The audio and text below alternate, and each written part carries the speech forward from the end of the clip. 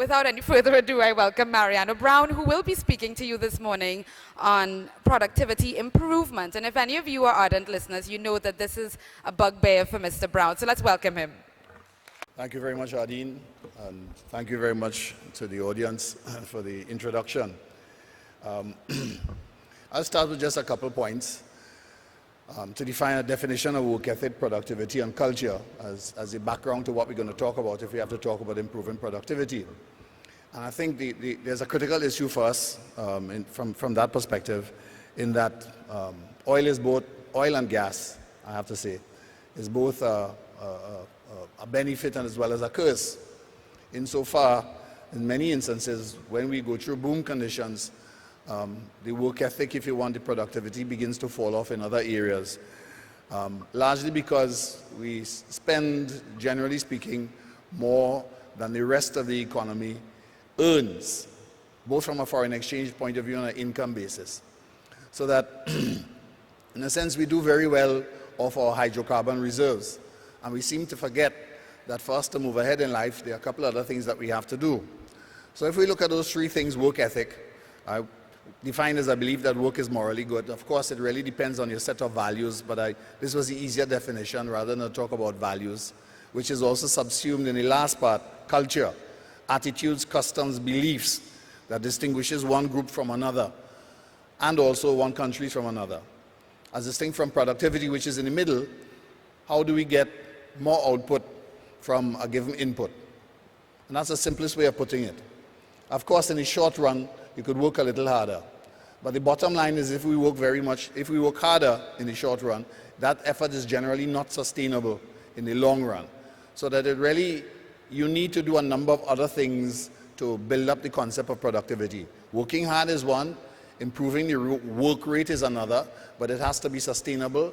And to make this work rate sustainable, it really also requires changes in processes. Cultures can be changed. And the FET culture that we talk about is something that can be adapted. There's nothing wrong with FETting. But the bottom line is that how is it says, the only place before that success comes before work is in the dictionary.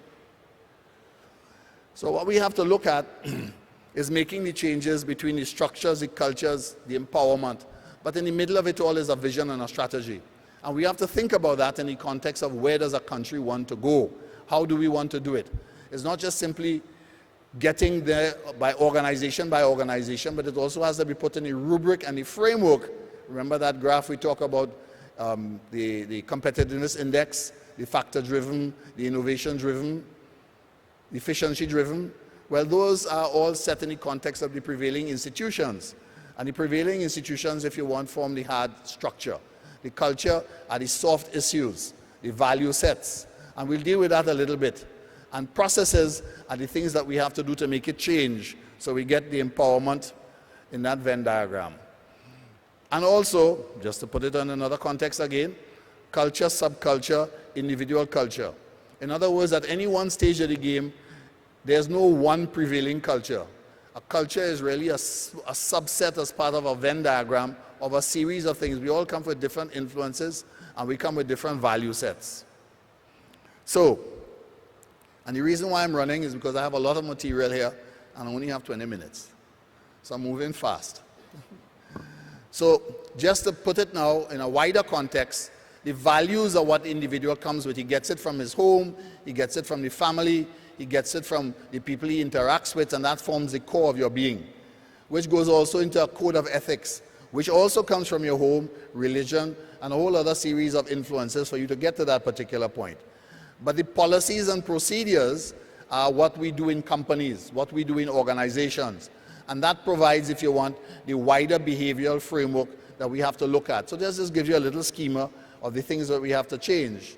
So how do we improve productivity? And do we need to?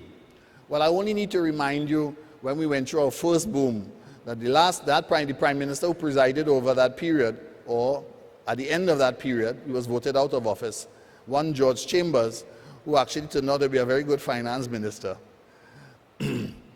said FET over, back to work. Well, we're in the same situation here. And the reason why I'm emphasizing this issue of culture, because generally speaking, if you don't recognize it, and if you don't try to deal with it, you'll find that whatever strategy you have formulated will basically disappear. So, some quick questions. Do we have a definition of hard work? And how do we measure it? What is our culture with regard to work? How do we recognize, reward, promote, and encourage and foster those type of changes, or if you want, improvements in the workplace?